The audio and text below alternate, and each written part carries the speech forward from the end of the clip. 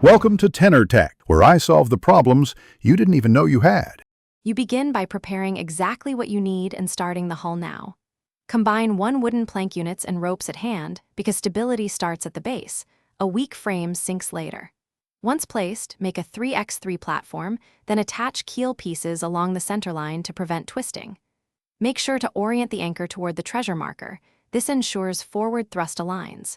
Use short bursts of building. Place, test, adjust so you avoid big redo steps later.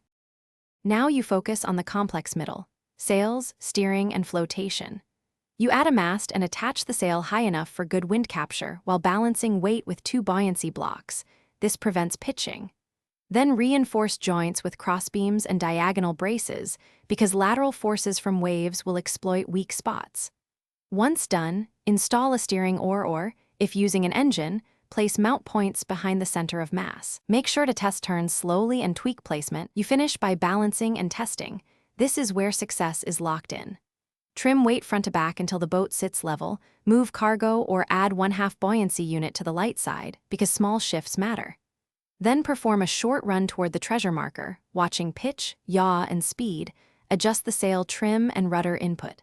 If things go wrong, focus on one fix. Inspect joints for damage, redistribute weight, and replace broken planks immediately.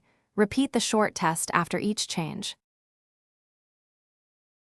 Thanks for watching. Subscribe to keep your life in tune.